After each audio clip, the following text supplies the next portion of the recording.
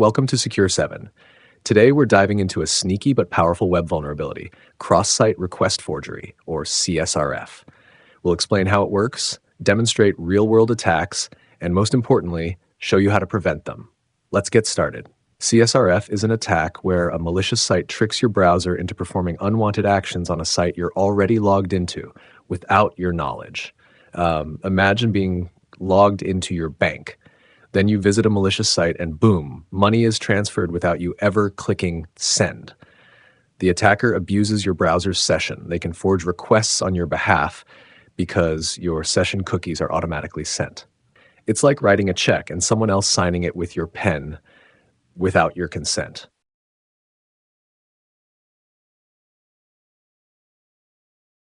Let's demonstrate a CSRF attack using DVWA, Damn Vulnerable Web App.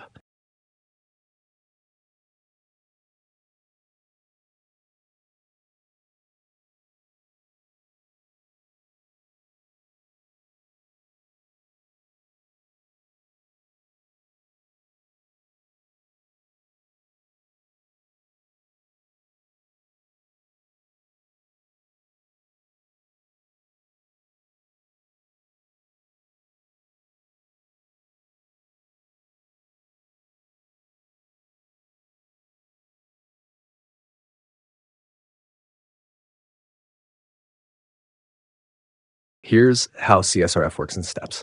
1. Victim logs into a target site, e.g. banking site. 2. Session cookie is stored in the browser. 3. Attacker crafts a malicious request, usually a form or AJAX call. 4. Victim visits attacker's page. 5. Browser sends the request with a session cookie. 6. Action gets completed, silently. No credentials, no password prompts, just abuse of trust. CSRF has hit real companies. Netflix, CSRF allowed attackers to change account settings. YouTube, old API, CSRF could subscribe users to channels.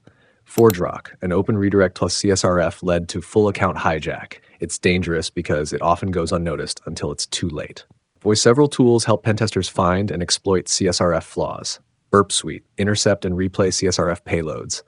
OWASP Zap, passive scanning for vulnerable endpoints.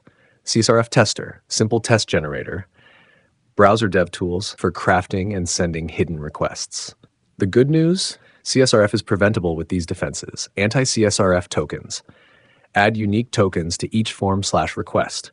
The server checks if the token matches. If not, the request is rejected. Same-site cookies.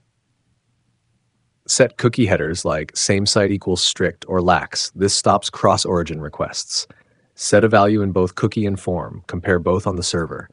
User interaction validation. Use CAPTCHAs or confirmation pages before sensitive actions. CORS headers refer checks. Restrict where requests can originate from. Log out. Idle sessions. Limit time attackers have to exploit the active session. CSRF can go beyond forms. It can target REST APIs, JSON requests, mobile apps with web views.